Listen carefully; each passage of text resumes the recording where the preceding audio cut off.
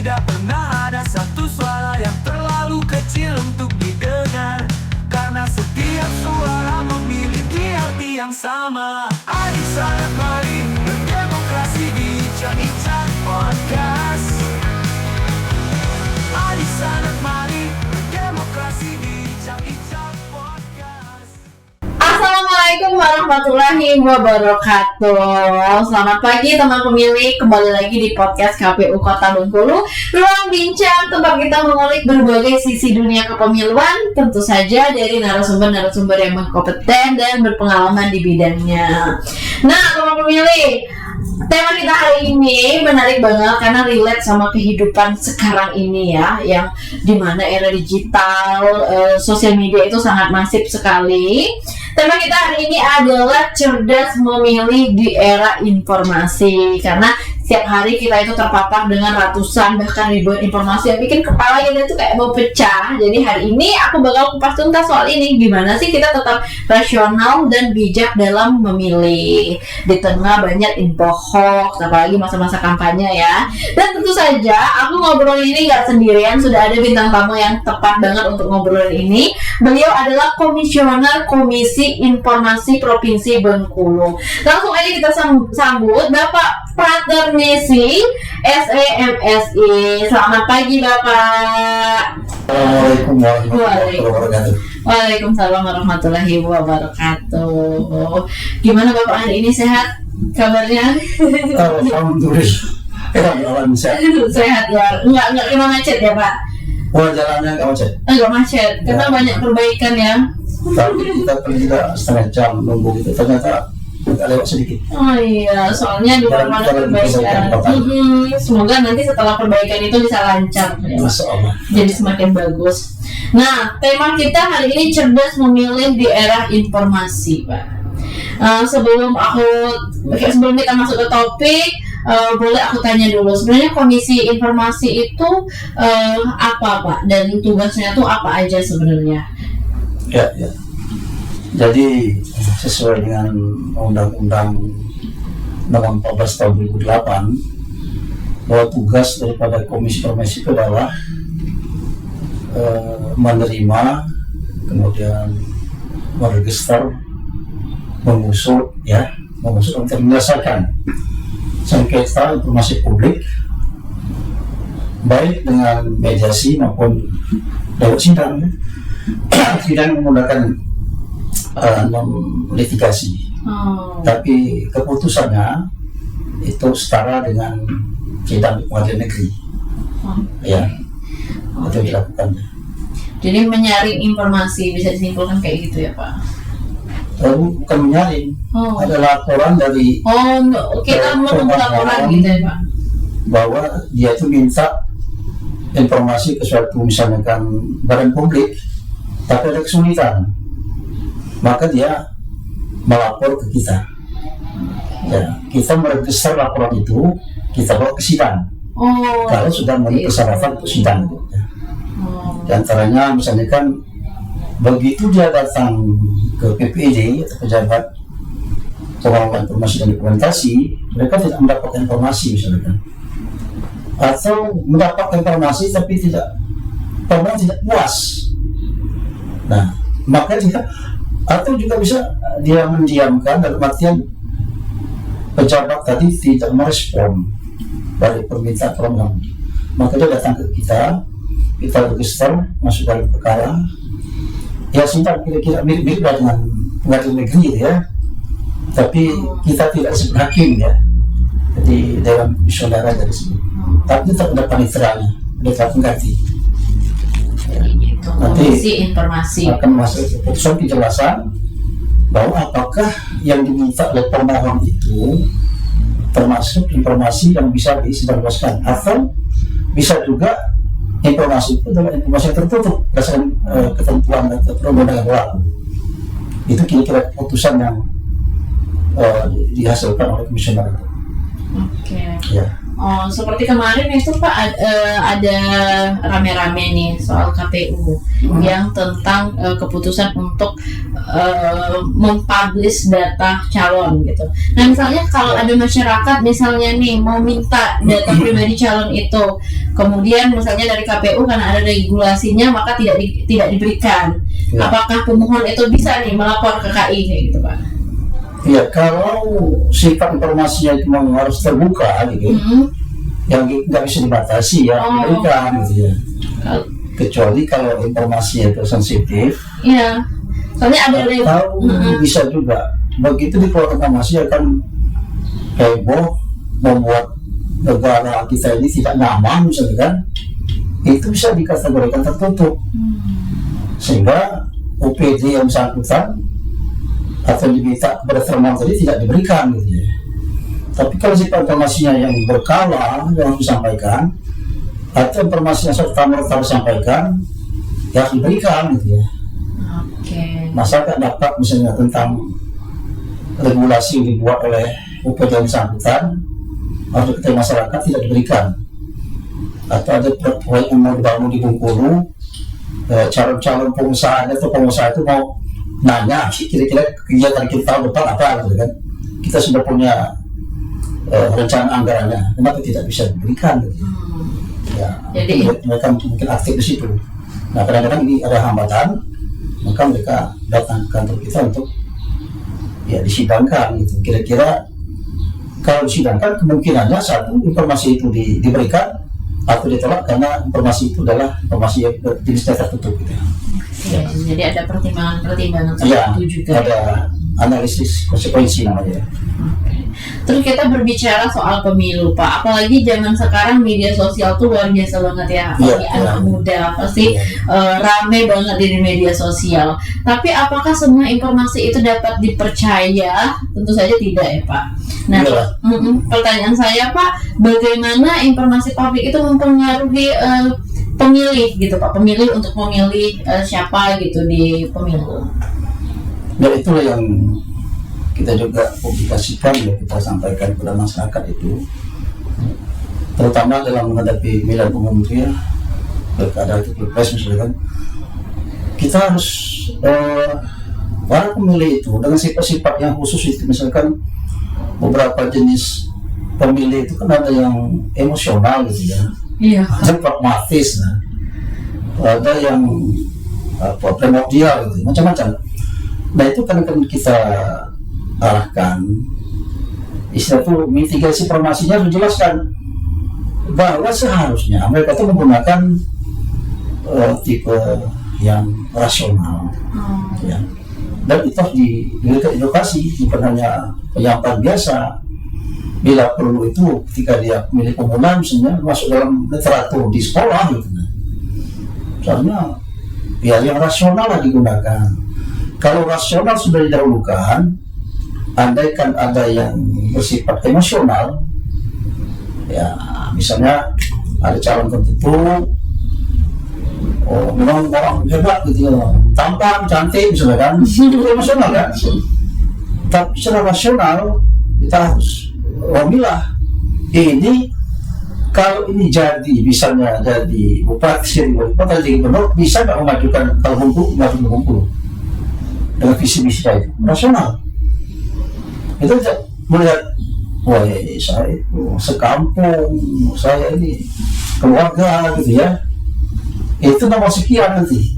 Kalau ada 2 pilihan atau 3 pilihan bolehlah kita menggunakan yang lain. Tapi kalau ada satu cerdas, kemudian progresif orangnya kan, kemudian yang satu ini kata kalau ngomong bodoh misalkan, kita tetap pilih bodoh, tidak rasional.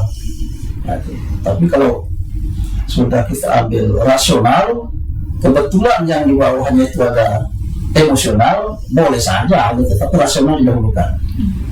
Harus itu yang harus kita berikan edukasi yang terus menerus pada pemilih pemula terutama.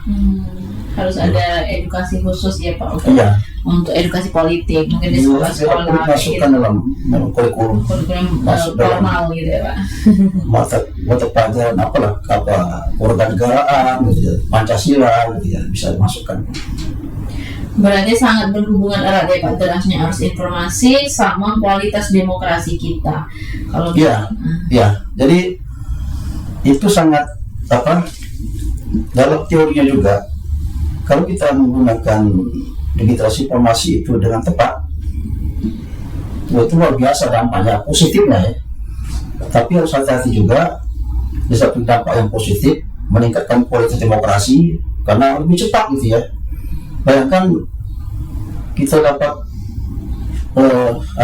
menghitung begitu kita selesai medan umum misalkan, seketika sudah keluar angka yang sebegitu banyak. Kalau bukan digitalisasi nggak mungkin lah gitu ya. Karena pengalaman kita dulu jadi di TPS itu pakai kalkulator gitu ya, lama gitu. Ini sekarang hal itu juga diketahui. Nah, tentunya biarpun ini meningkatkan kualitas demokrasi, kita tetap jaga bahwa informasi itu harus benar, gitu ya, dapat dipercaya, dan pengawasan yang kredibel. Iya, artinya yang mengawasi harus lebih cerdas daripada diawasi tentang ilmu komunikasi dan ilmu cybercrime macam-macam, dia sudah paham semua. Jadi kalau ada kesalahan sedikit sudah dapat teguran gitu. Jadi human error yang sering dipersalahkan itu tidak terjadi gitu, ya. Berarti intinya itu di literasi digital ya Pak, harus ditingkatkan Itu lagi. harus sejak dini ya. Kalau boleh saya tanya Pak, sejauh mana kira-kira literasi digital itu mempengaruhi pada perilaku pemilih gitu Pak? Perilaku memilih masyarakat itu seperti apa Pak? Ya, kalau tadi misalnya kan informasi digital itu diterapkan terutama kepada pemilih pemula di tingkat SMA misalnya, sudah diberikan pendidikan, maka secara teori kalau kita anggap variabel pengaruh ini adalah digitalisasi informasi misalnya kan, kemudian pengaruh bebas pengaruh yang terikatnya adalah kemajuan demokrasi, maka otomatis itu sudah diperkiraan dengan teori-teori yang ada itu akan meningkatkan kualitas demokrasi. Saya dapat menjelaskan bahwa ada penelitian ya dari kawan-kawan kita ini, misalnya kan dari Universitas Sulawesi Tenggara. Saya ambil satu contoh ya. Iya Pak. Dari Iwan Madamang dan kawan-kawan. Itu mereka menyimpulkan bahwa kolaborasi antara pemerintah, lembaga swadaya masyarakat, dan pemangku kepentingan lainnya memainkan peran kunci dalam memperkuat partisipasi masyarakat melalui teknologi dan media sosial untuk meningkatkan kualitas demokrasi. Ini kesimpulan penelitian mereka. Kolaborasi.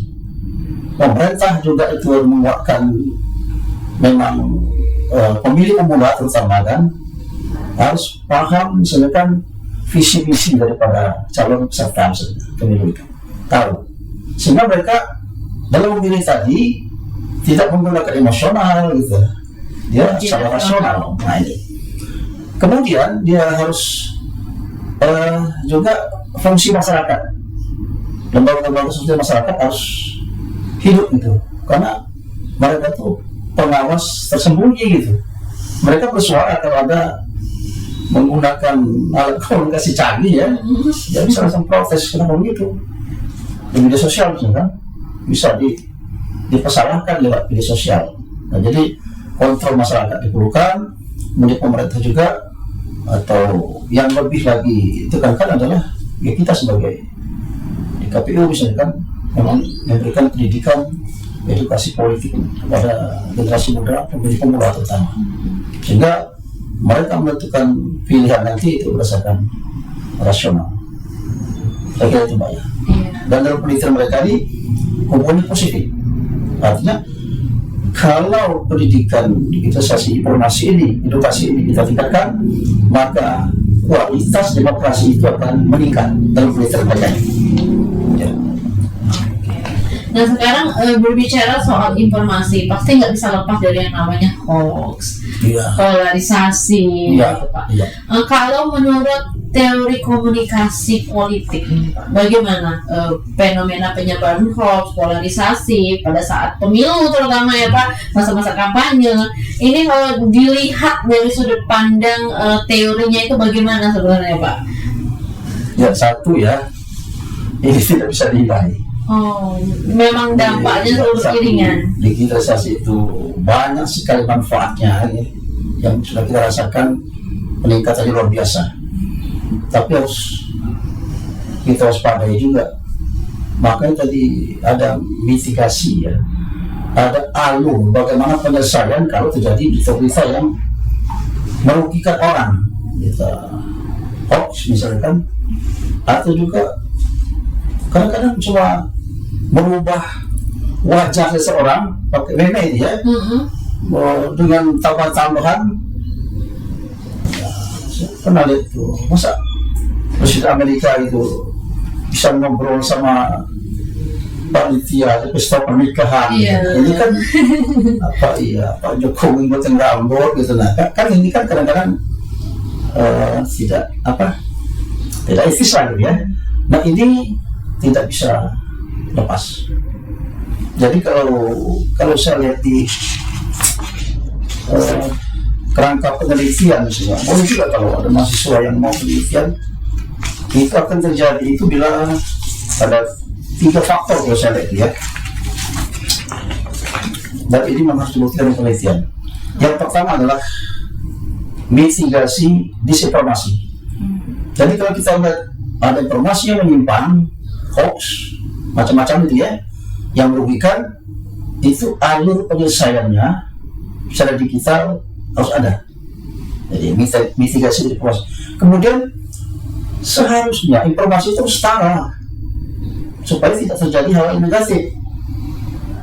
Ya jangan sampai ada kata-kata jangan memilih calon atau partai perampok informasi digital. Karena begitu kan, berarti jam tayangnya itu tidak netral gitu ya. Nah ini informasi yang setara itu begitu. Jadi antar calon dan kontestan itu diberikan waktu yang sama, muatan yang sama dalam menyampaikan visi-visinya. Nah yang sekarang terjadi kadang-kadang itu kan ya sampai ada kata-kata itu perampok informasi. Artinya yang satu disisihkan, informasinya sedikit, yang satu dilebihkan. Nah, itu tidak setara. Kalau kalau hukum ya, kesetaraan dalam hukum gitu ya, atau kesetaraan dalam penyiaran itu juga harus ada pengawasnya. Kemudian satu lagi perlu lembaga sipil tadi, harus lembaga sosial, lembaga masyarakat. Nah, jadi kalau mahasiswa misalnya menelitinya ini boleh juga nih, keterbukaan informasi publik itu mempengaruhi akuntabilitas penyelenggara pemilu. Jadi variabelnya itu ada moderating variabelnya 3 ini tadi. Kalau ini bisa dilakukan penelitian akan lebih baik. Ini saya usulkan kalau bisa. Apalagi sekarang lagi jadi perdebatan ya Pak soal informasi publik di penyelenggara pemilu. Ya itu makanya ini penting kita sampaikan ya. Kadang-kadang juga ada hoax tentang dukungan. Kemudian ada padan pasangan belum resmi sudah dipasangkan, ini pasangan ini. Wah. Kemudian dari partai ini kami mengundurkan diri, baju dilepas, seragam dilepas. Nah, ini kan hoax semua ya Pak, tidak bisa dipercaya. Jadi balik lagi ke teman pemilih di rumah, itu harus bijak dalam memilah informasi. Ya itu tadi harus disiapkan panduan bagaimana menyelesaikan kalau terjadi disinformasi misalnya. Kemudian upayakan dan wajib itu ya, informasi itu harus setara. Yang ketiganya lembaga dari seluruh masyarakat harus dihidupkan sebagai lembaga kontrol yang tidak dibayar. Ya. Tadi kita bicara soal polarisasi nih Pak. Sebenarnya polarisasi itu sangat berbahaya. gimana dampak dari polarisasi media kayak informasi gitu Pak yang disebabkan dari media sosial terhadap kondisi sosial masyarakat dalam jangka panjangnya, seperti apa dampaknya Pak kalau kita biarkan tidak mengedukasi masyarakat seperti itu Pak? Ya, jadi kalau terjadi polarisasi misalnya, yang kita lakukan adalah dengan tetap menjaga emosional. Begitu kita kena gitu ya, jaga emosional stabil gitu ya. Biarpun kita ada apa-apa, tenang aja, penting kita berjalan baik gitu ya. Jadi menghadapi informasi itu, biarkan dia. Gimana kita mau menghentikannya kan? Tapi kita positif, kerjakan yang baik ya, untuk masyarakat dan bangsa ini. Kemudian berpikir kritis. Ya, yang selanjutnya kita harus melakukan ya tidak terjebak dengan hoax tadi ya. Jadi melakukan informasi terhadap pertanyaan yang kritis sesuai mendapatkan informasi. Kita cari informasi lain pembanding, benar nggak informasi ini. Kemudian dengan waspadaan, artinya jangan ceroboh. Kita tidak melakukan sesuatu masih hoax, apalagi memang benar-benar kita melakukan sesuatu yang negatif. Nah ini yang jadi itu harus waspada. Ya kira itu Mbak, informasi kemarin kan misalkan tahun 2023 itu dari Kementerian Kominfo kita itu pada pemilu 2024 terlihat tahun 2023 itu awalnya 13 kasus temuan. Ya, artinya proses politik itu yang bisa merusak kesatuan bangsa gitu. Kemudian pada bulan Oktober itu sudah menjadi meningkat 20 kasus. Bulan November ditemukan 39 isu hoax tentang pemilu. Ini dari Kementerian Kominfo tahun 2024 kemarin. Nah inilah artinya kondisi polarisasi politik kita, apalagi menjelang pemilihan umum. Kondisi seperti itu tidak bisa di stop, tapi bagaimana cara menyikapinya? Ya, menyikapinya. Ada alur penyelesaiannya. Ya. Terus Pak, dalam konteks daerah nih Pak, pada daerah Bengkulu, kira-kira media-media penyiaran kayak gitu, apa tantangan utama bagi media Pak dalam menerapkan prinsip-prinsip yang harus transparan, harus netral, harus membagikan informasi yang setara, itu apa Pak? Atau ada penekanan dari luar atau bagaimana Pak tantangannya? Ya, yang pertama kita harus sumber informasi itu harus kredibel, itu dulu ya. Kalau informasi itu sudah kredibel, kalau artian benar gitu, dapat dipercaya. Yang kedua, dampak itu juga bisa secara tidak sengaja gitu, membuat sesuatu ternyata menggemparkan gitu. Kemudian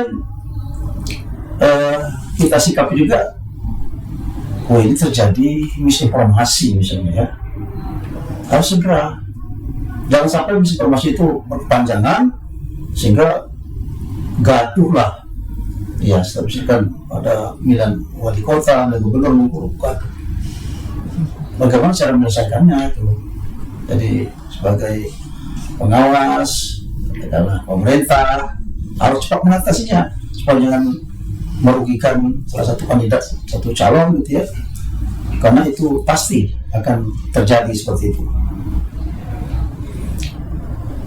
Ini kalau kita perhatikan ya, pertama itu ada kebutuhan untuk meningkatkan program literasi media, membekali individu dengan keterampilan kritis. Harus kritis dan rasional gitu. Ya. Jadi kalau misalkan ada hoax, ada berita-berita yang bisa menyebabkan polarisasi, itu masyarakat kita itu bisa bijak. Oh, ini informasi yang tidak dapat dipercaya. Ya. Kedua, platform media kita harus memprioritaskan transparansi ya, dan akuntabilitas. Kita tidak transparansi, tidak misalnya akuntabilitas, maka berbahaya. Sedangkan yang benar jadi serang, apalagi salah gitu ya. Betul Pak. Ya, itu. Apalagi masa kampanye tuh panas banget suasananya ya, Ya. Pak. Benar itu disalahkan. Iya betul. Ya, apalagi sudah salah. Nah ini harus dilakukan terakhir dengan mengecek fakta. Ya, benar, salah. Jadi itu. informasi yang masuk itu harus kita cek dulu sumbernya dari mana, cara pesan gimana kan? ya, rasional atau Ya, tidak.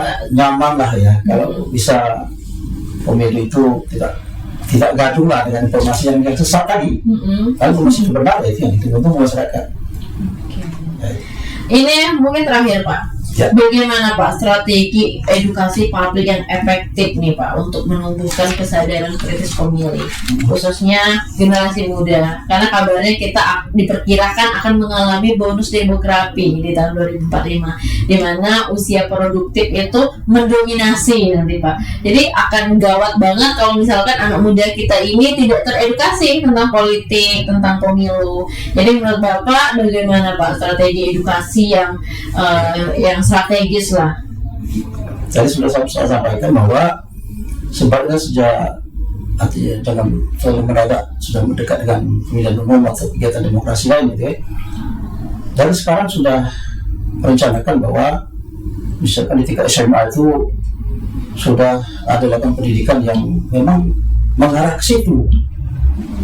Sehingga dia ketika ketemu dengan pembahasan pemilihan umum, wah saya begini. Atau pikir nasional gitu ya.